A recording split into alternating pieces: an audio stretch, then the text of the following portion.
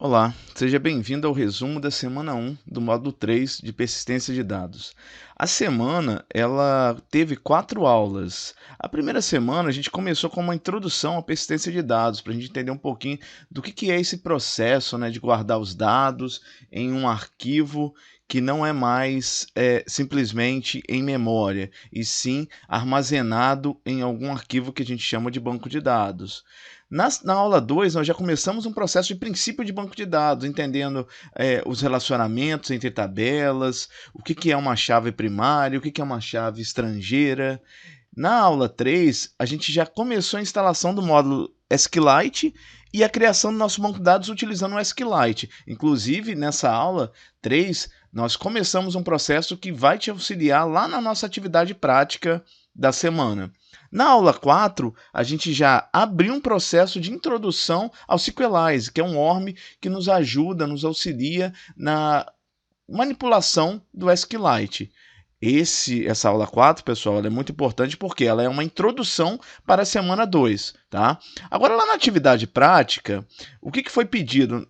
Foi pedido para que você criasse um banco de dados chamado escola, onde nós tínhamos a matrícula, nome, e-mail e cidade. Veja bem, nós não utilizamos nessa criação da atividade prática da semana o ORM SQLite, porque foi só uma introdução na aula 4. Nós vamos trabalhar com ele na semana 2, tá? Eu tenho aqui aberto o esboço do que nós fizemos na semana, tá aqui, ó.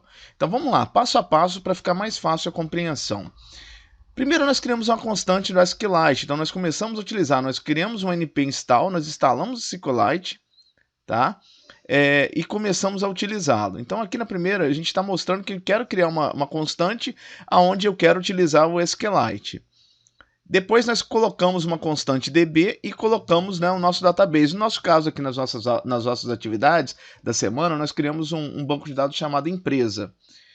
Se tudo der certo, esse banco ele é criado. Eu vou excluir o banco aqui, só para a gente entender o que está acontecendo, né?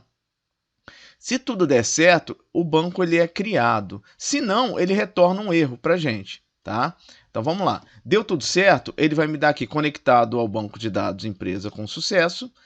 E aí ele vai me dar aqui depois a opção, né, para criar a tabela. Veja bem, pessoal, é muito importante a gente entender o seguinte. Olha o que está acontecendo aqui, ó. Pedi para criar o SQLite 3, né, uma constante, depois pedi para criar uma constante db. Se der erro, ele vai retornar um erro para a gente aqui.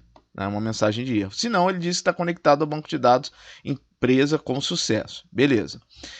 Depois disso, ele vai criar uma tabela chamada setor, que foi essa que nós fizemos nas nossas aulas aí, né, durante a semana. Depois que ele criar a tabela, o que acontece? Ele começa a fazer inserção no banco de dados. E aí ele inseriu lá financeiro, portaria e secretaria, que foram os exemplos que nós utilizamos. Depois da inserção, ele veio e pediu para selecionar. Então ele criou um array, tá? De todos esses dados que estão aqui, ele criou tudo que está dentro da tabela setor, ele criou um array e depois nós pedimos para mostrar somente o ID setor e o nome. Olha o que acontece se eu executar desse jeito que está aqui, tá? Do jeito que está aqui, olha o que vai acontecer. Ó, ele veio conectado ao banco empresa com sucesso, beleza, conectou, não deu erro aqui, tá? Criou o banco, inclusive, ó, tá aqui. Depois, ó, ele já me deu um erro aqui. ID setor e nome. Olha onde ele tá lá embaixo. O que aconteceu aqui? Vamos entender o que está acontecendo, ó. Primeiro, ele está informando o seguinte, olha, eu não consegui achar essa tabela setor.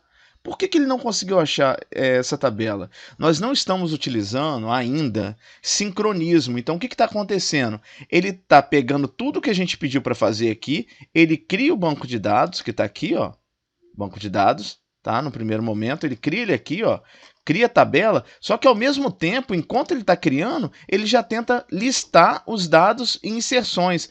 E a gente fez isso na aula 3, inclusive, né? Então, ele não vai conseguir, ele vai dizer, olha, tem um erro. Por quê? Porque essa tabela ainda não está criada, tá? Nós não fizemos o sincronismo do banco, então ele não criou. A ideia aqui era o quê? Ele criar a tabela e sincronizar, como se fosse uma atualização, um F5, atualizou. Aí sim, depois ele faz as inserções. Então, ó, do jeito que está aqui, ele vai dar esse erro. Se nós comentarmos, ó, a criação da tabela, porque a tabela já foi criada, e executar novamente, ó, olha o que aconteceu. Ele já não deu mais erro, tá? Deixa eu limpar esse daqui, porque esse aqui é o antigo. Então vamos executar de novo, ó. Olha lá, tá? Aí é lógico, né? Ele vai executar e ele vai inserindo mais dados, porque eu pedi para inserir, né? E ele vai inserindo, tá? Mas a ideia principal é essa aqui, ó. Ele vai fazendo inserções, beleza? Então, assim, resumindo toda essa brincadeira que nós fizemos, ó. Vou excluir novamente aqui, tá? Então, o que está acontecendo, ó?